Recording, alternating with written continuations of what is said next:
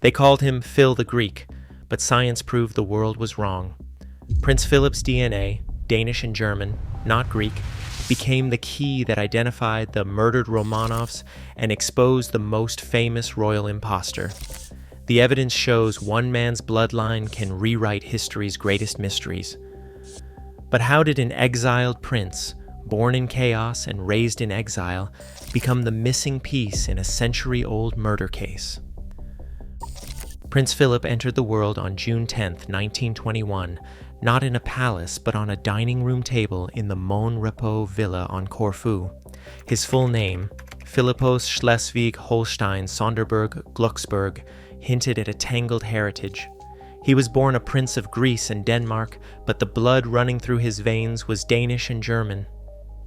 The Greek royal family itself had no Greek roots. His grandfather, King George I, was once Prince Wilhelm of Denmark, chosen by the Greek National Assembly in 1863 to take the throne after a European power shuffle. The dynasty that ruled Greece came from Copenhagen, not Athens. The world around Philip shifted quickly. In December 1922, revolution swept through Greece.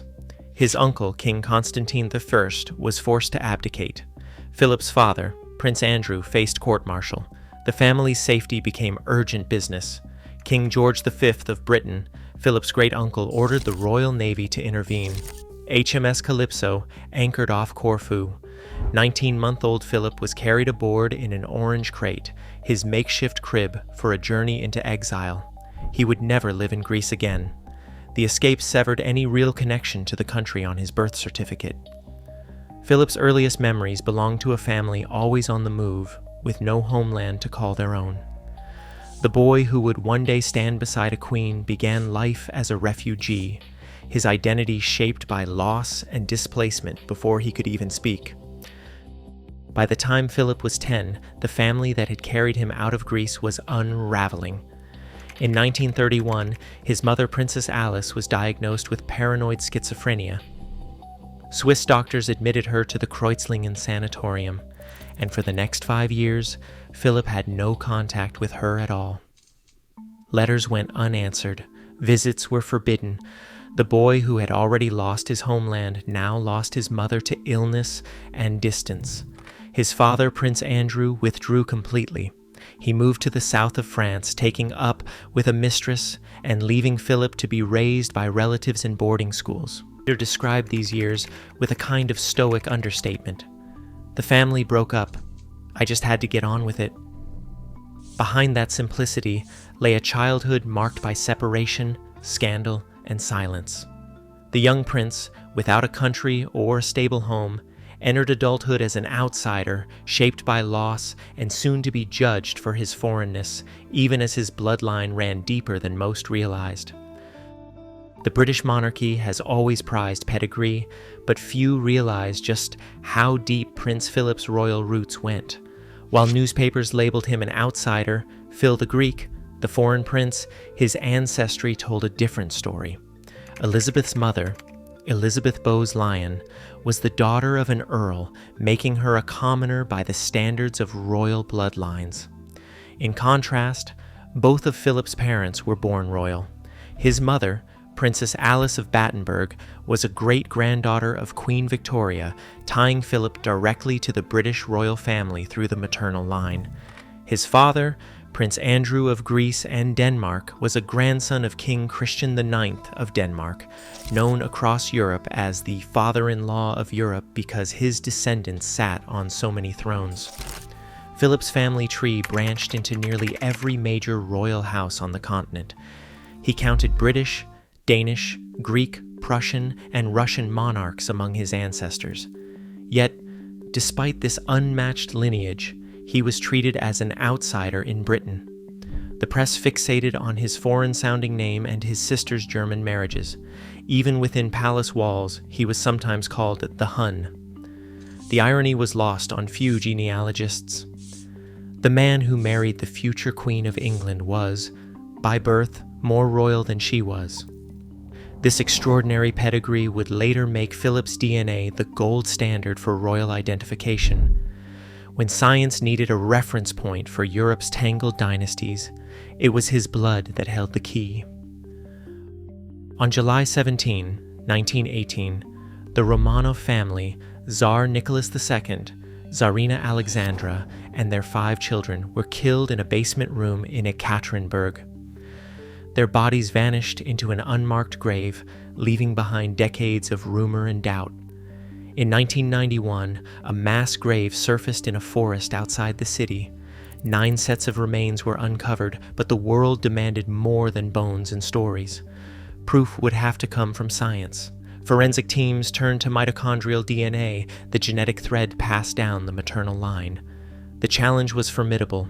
Decades underground had left the remains degraded, and the Romanovs' maternal relatives were scattered across Europe. But one living descendant carried the key. Prince Philip, as Tsarina Alexandra's grandnephew, shared the same maternal lineage tracing back to Queen Victoria. In 1993, he gave a blood sample to Dr. Peter Gill's team at the Forensic Science Service in the UK. The laboratory work was painstaking. Technicians extracted DNA from both the remains and Philip's blood, searching for a match in the hypervariable regions of the mitochondrial genome. The results were clear. Both samples carried the rare haplogroup H with 2 distinctive markers, 16111T and 16357C. These genetic signposts were almost never found together outside this royal line. When the sequences aligned, the evidence was overwhelming. In 1994, Gill and his colleagues published their findings in Nature Genetics, concluding that the remains matched Prince Philip's maternal DNA virtually beyond doubt.